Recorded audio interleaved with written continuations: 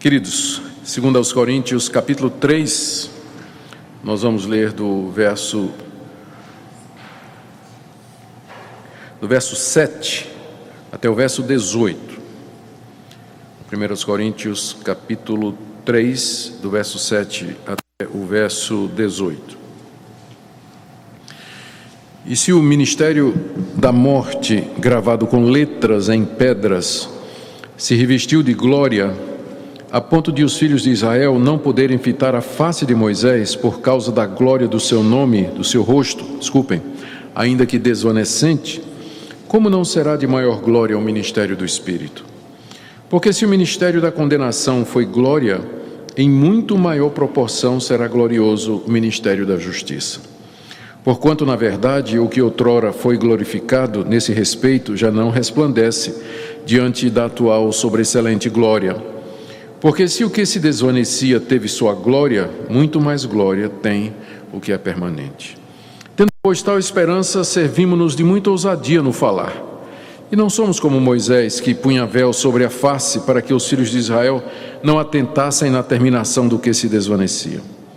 Mas os sentidos deles se embotaram, pois até o dia de hoje, quando fazem a leitura da antiga aliança, o mesmo véu permanece, não lhes sendo revelado que em Cristo é removido. Mas até hoje, quando é lido Moisés, o véu está posto sobre o coração deles. Quando, porém, algum deles se converte ao Senhor, o véu lhe é retirado. Ora, o Senhor é o Espírito, e onde está o Espírito do Senhor, aí há liberdade.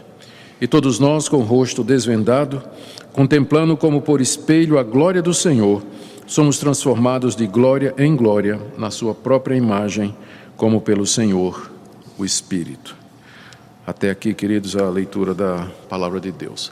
Conforme nós temos visto nessas quartas-feiras, um dos motivos que levou Paulo a escrever essa carta foi defender-se dos ataques que estavam sendo feitos na igreja de Corinto, que ele mesmo havia fundado, e da qual agora ele já estava ausente há algum tempo. Ataques estes feitos por falsos apóstolos, pregadores judaico-cristãos, que a gente chama de judaizantes, mestres que se diziam enviados de Deus e com credenciais e autoridade das autoridades judaicas em Jerusalém para ensinar ou para corrigir o evangelho que Paulo tinha pregado. Esses pregadores, eles diziam que Paulo era um fracassado como pregador, como missionário, como pastor e apóstolo. A prova disso é que não tinha um lugar onde Paulo fosse que ele não era expulso, apedrejado, preso, quando não escorraçado, mandado embora da própria cidade. Ele vivia essa vida de rejeição da parte do povo de Israel, que era o povo de Deus. Então, como é que alguém que era de Deus não tinha aceitação do próprio povo de Deus? Como é que ele poderia ser um homem de Deus se a sua mensagem não era recebida como tal, nem mesmo pelo próprio povo de Deus? Paulo, então, se defende aqui nessa carta, lembrando que esse não é o único motivo pelo ele escreveu essa segunda carta aos Coríntios, essa que nós conhecemos como segunda carta aos Coríntios, mas é uma das razões principais. Ele se defende dessas acusações e outras parecidas, fazendo uma exposição do seu ministério em comparação com as alegações que estavam sendo levantadas contra ele. Essa defesa de Paulo, ela fez com que, na providência de Deus, nós tivéssemos aqui na Bíblia, nos capítulos 2, 3, 4 e 5 dessa carta, uma das melhores exposições do que é o ministério cristão. Qualquer pastor que vai ou quer ensinar a respeito do que é o ministério ou a vocação pastoral, qual é a finalidade do chamado, qual deve ser o dever dos ministros, pregadores do Evangelho, o que é que eles devem fazer e o que é que eles devem evitar, eles terão inevitavelmente de passar pela segunda carta aos Coríntios, do capítulo 2 até o capítulo 5. Porque aqui é onde nós temos uma das mais completas definições do que é o verdadeiro ministério cristão. E esse quadro surge quando Paulo, então, se defende daqueles que o acusavam de ser um falso ministro. Ele, então, responde apresentando o que é o verdadeiro ministro em contraposição, o verdadeiro ministério em contraposição àqueles falsos profetas, aqueles falsos mestres. Nós começamos a ver então essa defesa de Paulo há alguns estudos atrás. O Paulo se defende dizendo que apesar de a mensagem ela não é sempre aceita em todo lugar por todos, contudo ele vê o seu ministério como um triunfo constante. Isso nós vimos do capítulo 2, verso 14 até o verso 17. Paulo inclusive usa a figura do triunfo romano, quando aqueles generais vitoriosos entravam na sua própria cidade, cobertos de glória e recebendo o aplauso e a aprovação do seu próprio povo em triunfo. E Paulo diz, então, usando essa figura, graças a Deus que sempre nos conduz em triunfo. Ou seja, mesmo quando os resultados parecem não ser muitos, ou mesmo quando muita gente rejeita a minha pregação, ainda assim, diz Paulo, eu sei que o meu ministério é triunfante, porque Deus não me chamou para ser bem-sucedido, Deus me chamou para ser fiel. E Ele vai me julgar pela fidelidade à sua palavra e não pelo sucesso que porventura eu venha ter ou deixar de ter. Até porque Ele diz, não é, no verso 15, que o Evangelho é um perfume, o aroma de Cristo, e que é cheiro de morte para aqueles que se perdem e cheiro de vida para aqueles que se salvam. O mesmo evangelho que salva é o mesmo evangelho que deixa a pessoa indesculpável diante de Deus e, portanto, debaixo da sua condenação. Portanto, a pregação fiel do evangelho, ela sempre é bem sucedida, porque o propósito de Deus com a pregação nem sempre é salvar todos, mas às vezes, como nós já o objetivo é deixar algumas pessoas indesculpáveis diante dele. Então, nesse sentido, o ministro de Deus, ele sempre é levado em triunfo. A segunda resposta, a segunda argumentação de Paulo, está aí do capítulo 3, de 1 até 3, quando ele diz que ao falar estas coisas, ele não está fazendo uma autorrecomendação. Ele não está se recomendando à igreja de Corinto ou a qualquer outro lugar, porque embora aqueles falsos mestres tenham se apresentado com cartas de recomendação lá na igreja para dar autoridade ao que eles estavam falando, Paulo tinha uma carta de apresentação superior, que era a própria vida dos coríntios, a conversão deles. O fato de que eles foram tocados, que eles foram transformados, era a carta de Cristo escrita no coração deles. Ao contrário da mensagem daqueles falsos mestres que defendiam a lei que tinha sido gravada em tábuas de pedra, a pregação de Paulo foi usada pelo Espírito Santo para escrever o Evangelho no coração dos coríntios. E então, essa era uma carta de apresentação da parte de Deus superior àqueles documentos que aqueles judaizantes estavam trazendo lá da parte das autoridades de Jerusalém. O terceiro argumento de Paulo, nós vimos na quarta-feira passada, está aí do verso 4 até o verso 6, quando Paulo diz que a confiança dele em pregar o Evangelho e dizer essas coisas que podem parecer ousadas, não é baseada naquilo que ele é, nem naquilo que ele pensa, mas a confiança dele está em Deus, porque Deus o fez ministro de uma nova aliança. E ele diz que essa aliança é a aliança do Espírito, que é superior à aliança, à antiga aliança. Porque a letra que caracteriza a antiga aliança mata, mas o Espírito que caracteriza a nova aliança vivifica. Paulo, então, se apresenta como esse ministro da nova aliança. Nós falamos bastante sobre isso ontem, esse contraste entre a antiga aliança e a nova, o que é que significa nova, e assim por diante. Aproveitando para dizer aos irmãos que não podem sempre estar na quarta-feira, que todos os estudos eles são gravados e disponibilizados no YouTube, né? Então há uma sequência, você pode ver isso no canal da igreja, a sequência está toda lá. Então quem não estava na quarta-feira passada pode acessar e ver o que é que nós falamos. Agora nós chegamos no quarto argumento, né, vamos dizer assim, do apóstolo Paulo em sua defesa, em que ele fala da glória crescente dessa nova aliança, do ministério dele como ministro da nova aliança, em contraste com a glória desvanecente que está se apagando do ministério judaico. E é uma comparação muito interessante que envolve algumas figuras e algumas passagens do Antigo Testamento. E é isso que eu quero ver com vocês nessa noite, e é, portanto, o quarto argumento de Paulo. Só para a gente ter... só para estarmos seguros que estamos na mesma página, o primeiro argumento: o ministério é uma vitória constante, tem uma autoridade inegável, a confiança é inabalável e a sua glória é crescente. Então, glória crescente seria o nome que nós daríamos, o resumo que nós daríamos ao que Paulo vai dizer aqui do verso 6 a 18. Bom, o pano de fundo dessa comparação que Paulo vai fazer aqui é a crítica que esses mestres judaicos estavam fazendo a Paulo, dizendo que a glória do ministério mosaico era superior à simplicidade do evangelho. E à primeira vista isso pode parecer de fato assim. Quando nós olhamos para o Antigo Testamento e vemos toda a imponência e a glória da religião que Deus revelou aos judeus, nós podemos sentir a força desse argumento. A começar com a construção do próprio templo, os utensílios do templo cobertos de ouro, materiais preciosos, todo aquele ritual que envolvia a participação dos levitas e dos sacerdotes, que eram vestidos com trajes especiais, com mitras de ouro, com vestidos bordados de uma maneira que foi dita exatamente por Deus. O estofo, até o estofo das vestes foi determinado por Deus.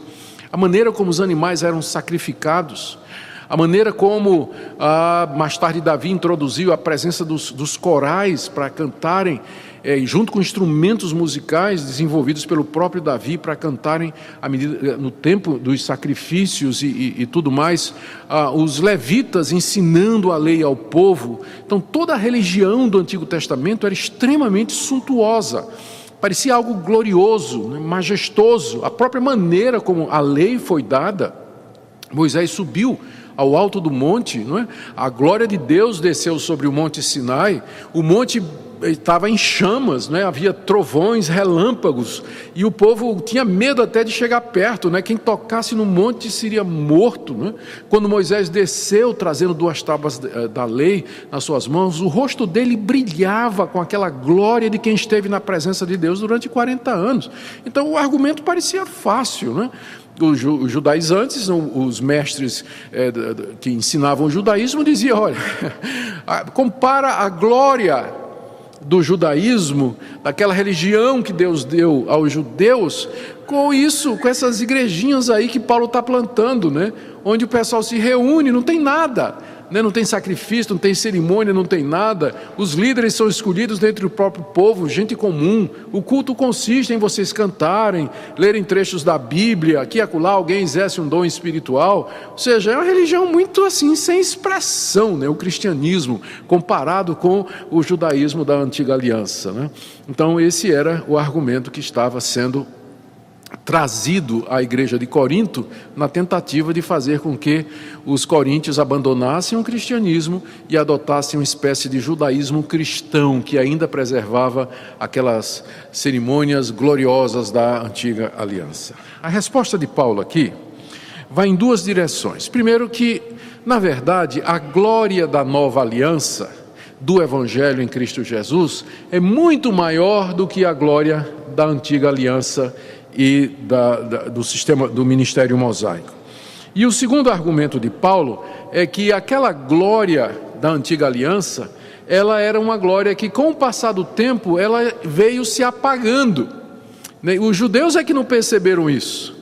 Os judeus é que não perceberam. Além de ser uma glória inferior, era uma glória desvanecente, era uma glória que ia perdendo o seu brilho, né, com o passar do tempo. E, portanto, Paulo insiste que o ministério dele, como sendo ministro da nova aliança, ministro do Evangelho, é superior ao ministro desses judaizantes que ensinavam a lei de Moisés como condição ainda para a salvação. A figura principal que está aqui, ou o texto do Antigo Testamento, o principal texto do Antigo Testamento que está por detrás de tudo que Paulo está falando, é Êxodo capítulo 34, de 29 a 35. Eu queria que você abrisse comigo, acompanhasse a leitura, porque ele vai servir de base para o que o apóstolo Paulo vai dizer aqui. Êxodo capítulo 34. Fica, para quem está tendo dificuldade, fica no Antigo Testamento, viu, gente?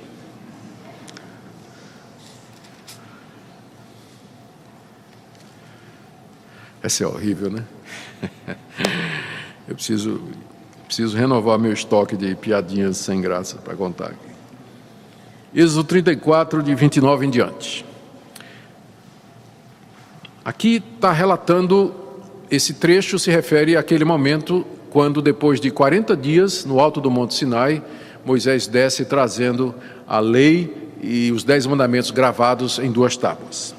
Quando desceu Moisés do Monte Sinai, tendo nas mãos as 2 tábuas do testemunho, sim, quando desceu do monte, não sabia Moisés que a pele do seu rosto resplandecia, depois de haver Deus falado com ele.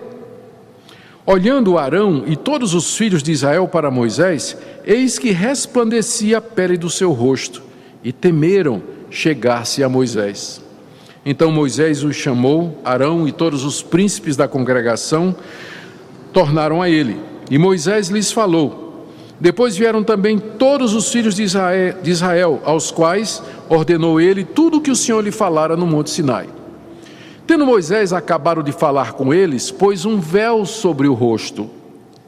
Porém, vindo Moisés perante o Senhor, para falar-lhe, removia o véu até sair, e saindo dizia aos filhos de Israel tudo o que lhe tinha sido ordenado. Assim, pois, viam os filhos de Israel o rosto de Moisés, viam que a pele do seu rosto resplandecia, porém Moisés cobria de novo o rosto com o véu, até entrar a falar com ele. Moisés desce do monte, seu rosto está brilhando, né? Parece a antena da Rede Globo, assim, cheia de luz, né? Um farol iluminado assim, brilhava. Ninguém conseguia olhar para a cara de Moisés. Aí o que é que Moisés fez? Ele colocou um véu. A gente não sabe que tipo de véu era, mas provavelmente um véu como uma burca, alguma coisa que cobria completamente o seu rosto.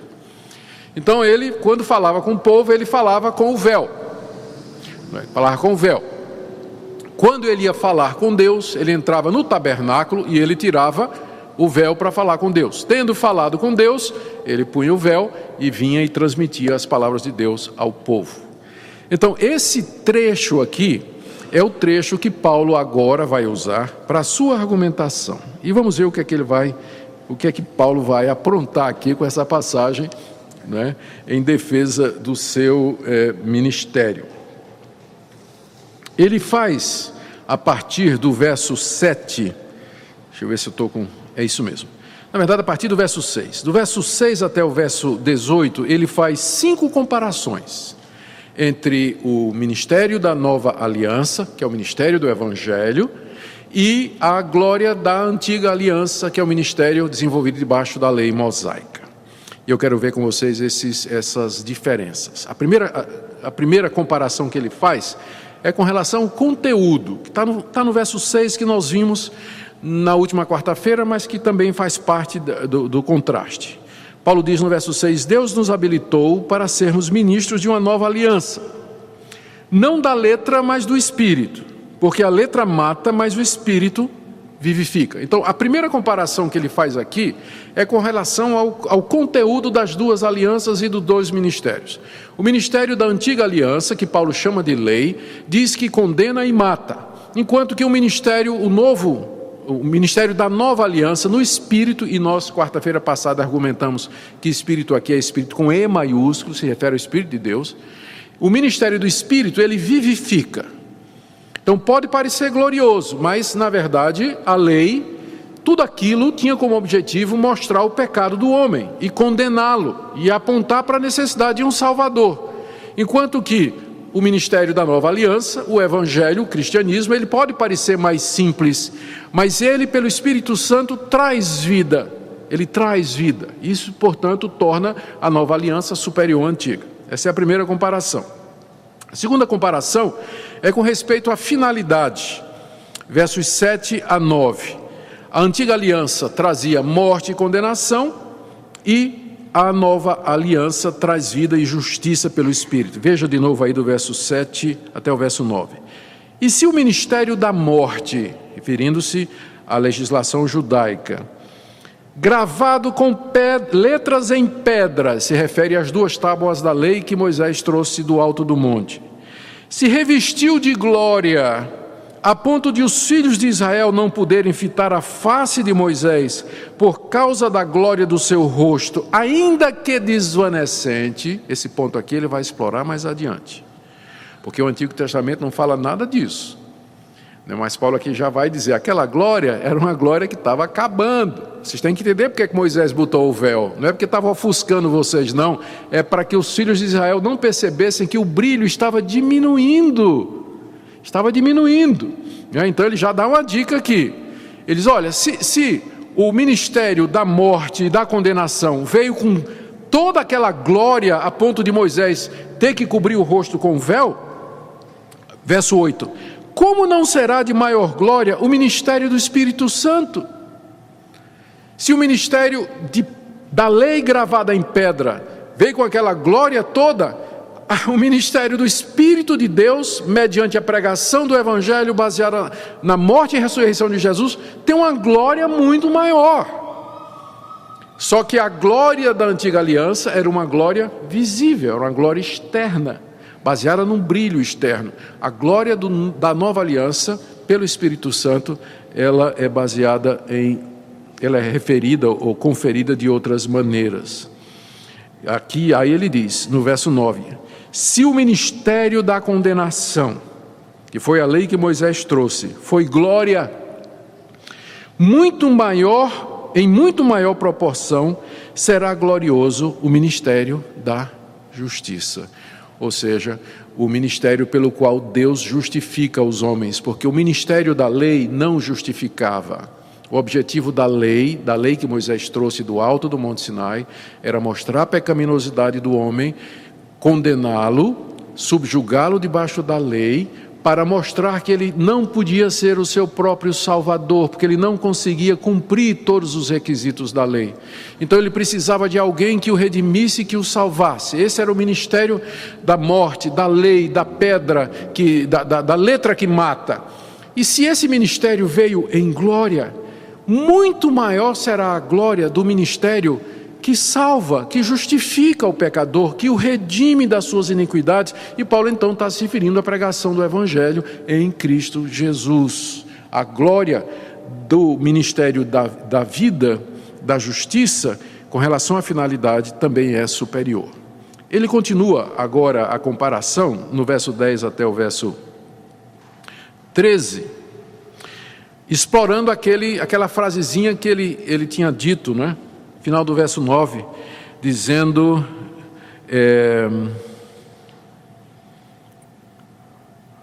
no final do verso 10, na verdade, quando ele diz que, no final do verso 7, desculpem, por causa da glória do seu rosto, ainda que desvanecente. Agora ele retoma o que ele disse no verso 7, do verso 10 até o verso 13, fazendo essa comparação entre a permanência da glória na nova aliança e na antiga aliança. O que ele está dizendo aqui?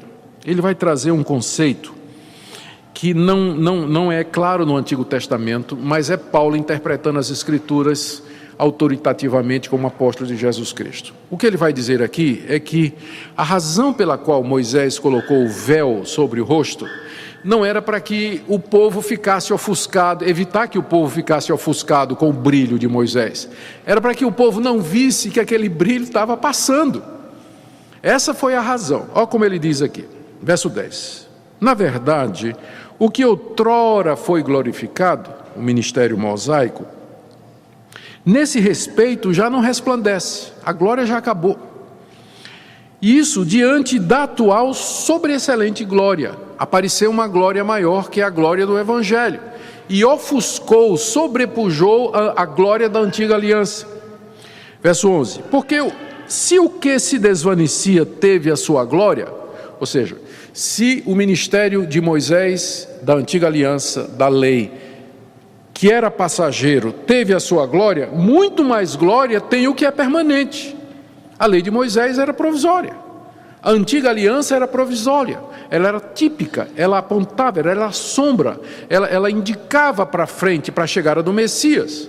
Ora, se ela, que apontava para frente, era provisória e passageira, teve glória, muito mais glória tem aquilo para o que ela apontava, o ministério do Evangelho, que agora é permanente, é para todo sempre, não vem mais nada agora depois do Evangelho. É o último estágio do plano da redenção de Deus. Se o primeiro estágio, que era passageiro, foi coberto de glória, imagine a glória do último estágio, não é? Que é permanente e é o que vai ficar para sempre. Essa comparação que ele faz. Aí, versos 12 e 13. E tendo, pois, tal esperança, ou seja, de que o Evangelho, ele tem uma glória muito maior, um brilho muito maior, nós servimos-nos de muita ousadia no falar. E nós não somos como Moisés, é aqui a interpretação. Não somos como Moisés, vê Paulo se comparando a Moisés agora, né? Nós não somos como Moisés, que punha véu sobre a face, para que os filhos de Israel não percebessem a terminação daquilo que se desvanecia. A razão pela qual Moisés punha o véu era para que os filhos de Israel não percebessem que a glória da antiga aliança ela estava passando. Ela era passageira, ela teria que dar lugar a um ministério mais glorioso, a uma glória superior. Por isso, o véu. Aí Paulo diz, nós não somos como Moisés.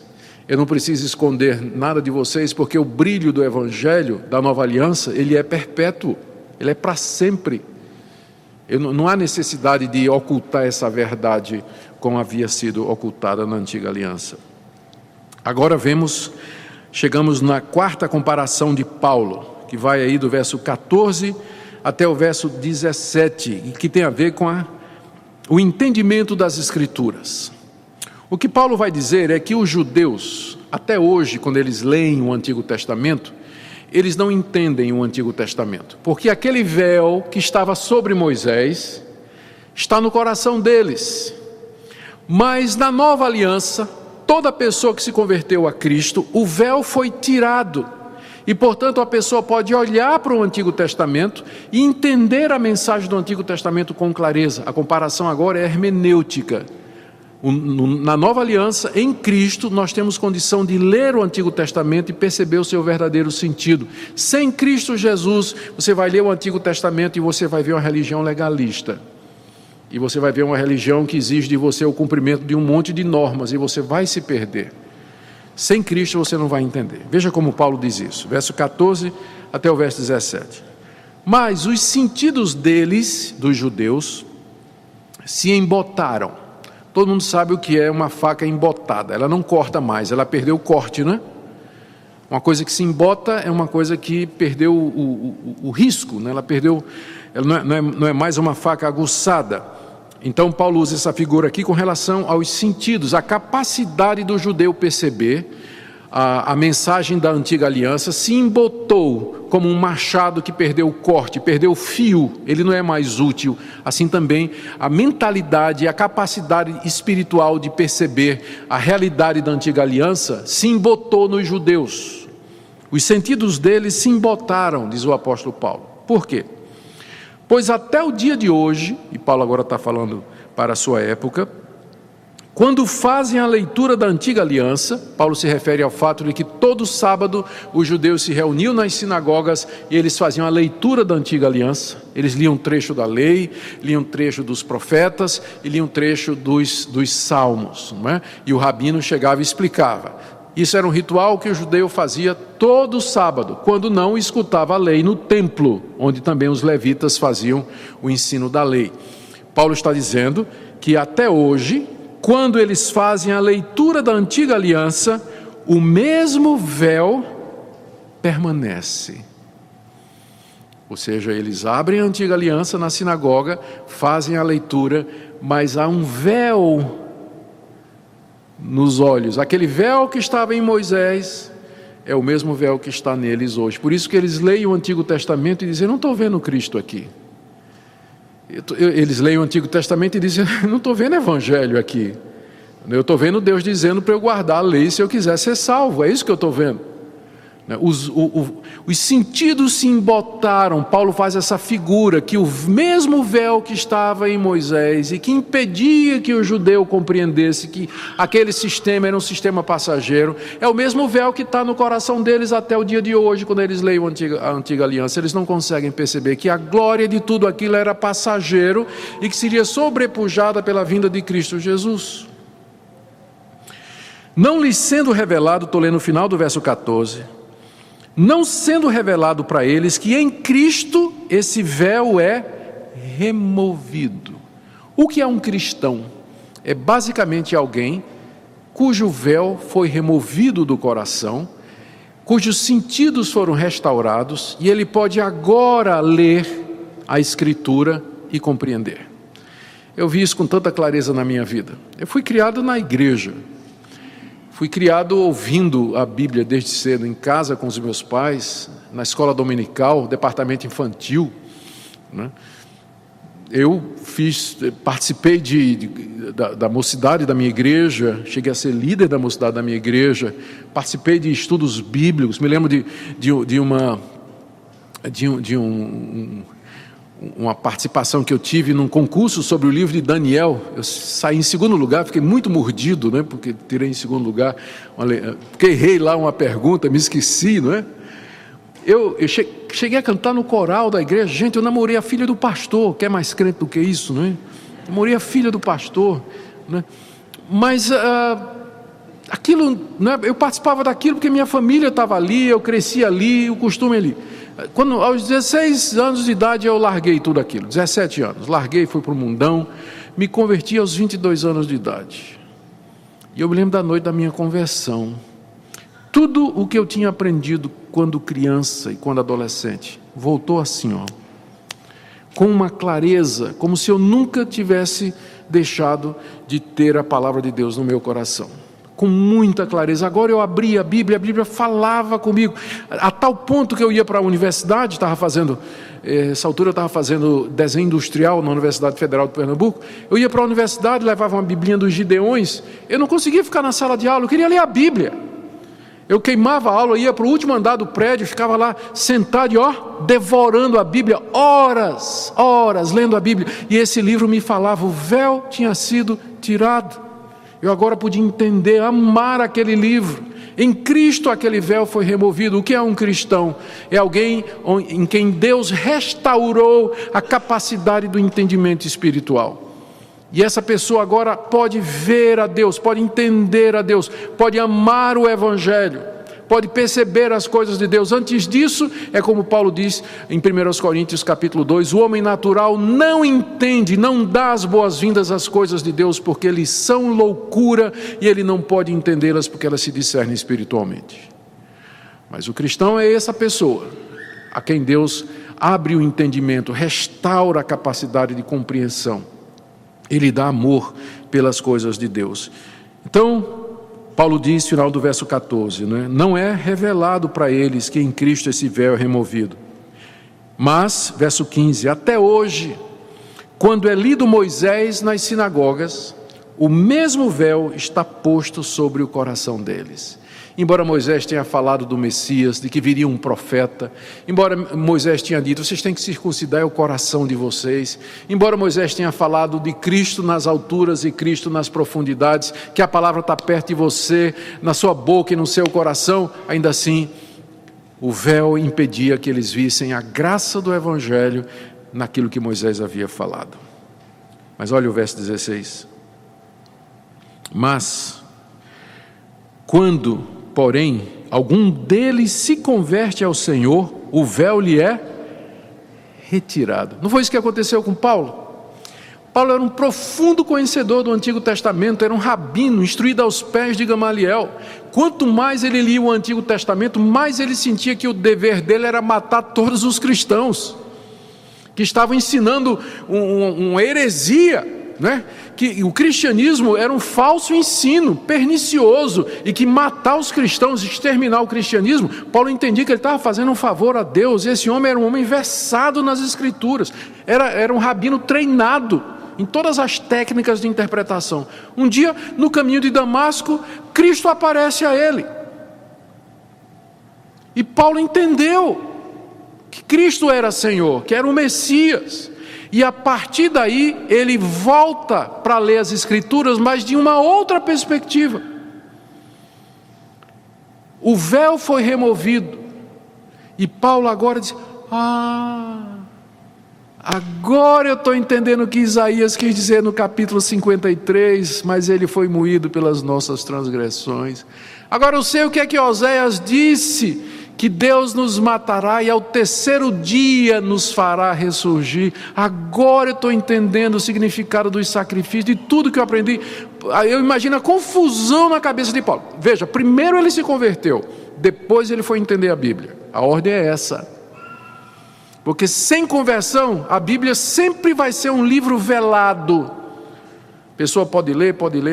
Uma das mentes mais brilhantes do século XX, em termos de exegese, de conhecimento do grego, do latim, da literatura clássica, da arqueologia, foi um alemão chamado Rudolf Bultmann.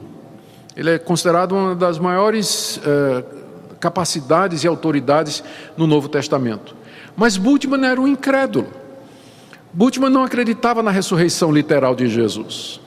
Ele não acreditava que Cristo morreu pelos nossos pecados. Ele não cria em nenhuma dessas coisas. O comentário dele no Evangelho de João é um comentário extraordinário. Ele chega naquela parte final, não é? Onde João relata que Jesus aparece aos discípulos e Tomé, então incrédulo, é convidado a colocar o dedo nas feridas de Cristo para comprovação. E Bultmann então enquadra o texto, explica o texto, os detalhes, assim, você fica impressionado. E no final ele diz que o autor do Evangelho de João acreditava plenamente que Jesus tinha ressurgido de entre os mortos, mas eu não. Então ele consegue falar do texto, da profundidade do texto, mas ele não consegue crer, ele não consegue ver. O véu nunca lhe foi retirado, ele já morreu. Verso 17: Ora, o Senhor é o Espírito, e onde há o Espírito do Senhor, aí há liberdade. Eu já disse para vocês que esse trecho aqui de 2 Coríntios 2 até 5 contém alguns dos versículos mais mal interpretados de toda a Bíblia. O primeiro que eu mencionei na quarta-feira passada foi: a letra mata e o Espírito vivifica, não é? E aqui você tem outro versículo que tem sofrido horrores, torturas horríveis nas mãos de alguns exegetas. Onde está o Espírito do Senhor, aí há liberdade. Como é que esse texto é entendido hoje? Esse texto é usado para dar autorização para você plantar bananeira, dar salto mortal, triplo mortal para trás no culto. Para você fazer o que você fizer no culto. Por quê? Porque onde tem o Espírito do Senhor, aí tem liberdade. Agora, lembra daquela regra que eu disse para vocês? Quais são as 3 regras de interpretação bíblica? Contexto. O texto está falando de culto. Que liberdade é essa que Paulo está falando no contexto? É a liberdade de você olhar para a antiga aliança sem o véu. É essa liberdade hermenêutica, de compreensão epistemológica, se você quiser usar uma palavra técnica para isso aí. Quando ele diz: onde está o Espírito do Senhor, aí está a liberdade, ele está dizendo que onde o Espírito Santo iluminou, regenerou e deu vida, aí então a pessoa foi livre do véu e ela pode olhar para o Antigo Testamento e ver Cristo ali, pode entender o verdadeiro significado da antiga aliança. É isso que significa essa passagem, e não uma autorização para você fazer macaquice no culto. Onde está o Espírito do Senhor, aí há liberdade. Então essa é a quarta comparação que Paulo faz. O ministério da nova aliança é um ministério liberto, com véu, com a cara descoberta, que olha para as Escrituras a partir de Cristo e percebe o seu verdadeiro significado, enquanto que o ministério da antiga aliança, pregado pelos judaizantes, é um ministério de cara coberta de véu. Eles não percebem a suficiência de Cristo, a glória de Cristo na antiga aliança. A última comparação está aí no verso 18.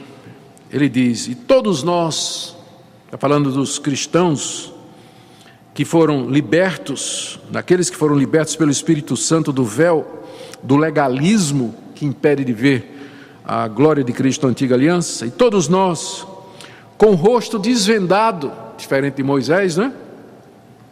Contemplando como por espelho a glória do Senhor, somos transformados de glória em glória na sua própria imagem, como pelo Senhor, o Espírito. Esse é o resumo da nova aliança, com o rosto desvendado agora, olhando para o Senhor em toda a sua glória, nós somos transformados à imagem de Cristo, de glória em glória, pelo próprio Senhor que é o Espírito.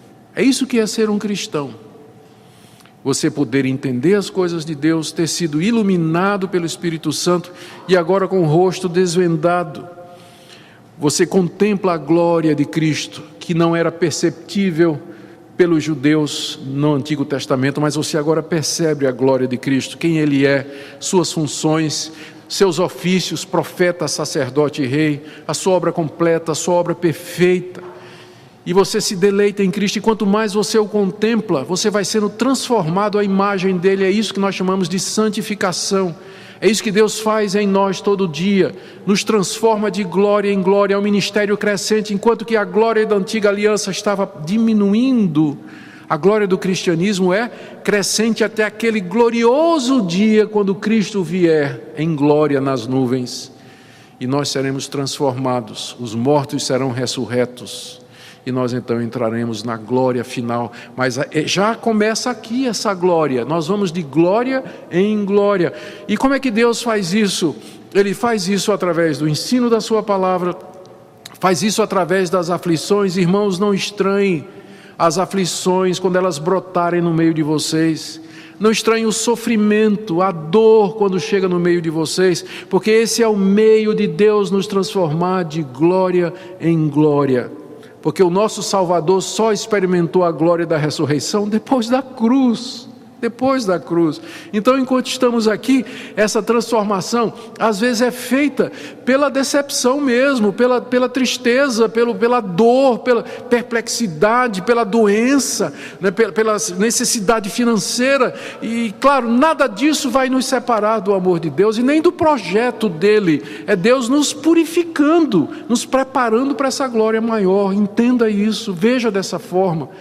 O ministério da nova aliança, portanto, ele é muito mais glorioso. Qual o ponto de Paulo aqui? Ele está dizendo aos coríntios: vocês têm certeza que vocês querem trocar a mensagem do evangelho que vocês aprenderam por essa mensagem desses mestres aí que querem ressuscitar a lei, a letra que mata, aquela glória desvanecente, o véu na cara de Moisés? Tem certeza que vocês querem isso? Nós perguntamos quarta-feira passada, como é que a gente entende que tantas igrejas e alguns cristãos se sentem atraídos pela glória da antiga aliança e querem introduzir nas suas igrejas os costumes da antiga aliança, talvez fascinados pela glória, a arca, o templo, as vestes sacerdotais, a imponência das cerimônias, não é? O cristianismo é simples. Ele é despojado, ele é baseado na morte e na ressurreição de Jesus. Nós temos apenas duas cerimônias, o batismo e a ceia do Senhor, que resumem todo o evangelho e todo o cristianismo, e nós servimos a Deus em espírito e em verdade, não através de imagens, de símbolos, de cerimônias externas, mas na simplicidade do evangelho, que é acessível a todos. Amém? Vamos orar. Senhor, nos ajuda a entender a profundidade da Tua graça, a glória da nova aliança, que aos olhos dos homens não parece glória, mas vergonha. Mas nós conhecemos essa glória porque os nossos olhos foram abertos, o véu foi tirado, e nós contemplamos a glória do crucificado e a glória que nos espera no dia final, no novo céu e na nova terra. Senhor, nos lembra disso quando somos afligidos pela Tua mão aqui nesse mundo, não para nos punir, mas para nos peneirar, para nos purificar como fogo purifica o metal, para nos fazeres, ó Deus, amar mais esta glória de Cristo do que a glória mundana, a glória do homem. Eu peço o Teu consolo e Teu conforto a todos que estão aqui nessa noite, que o Senhor nos ensine a viver para a Tua glória e querer mais e mais conhecer o nosso Salvador, em nome de quem nós oramos. Amém.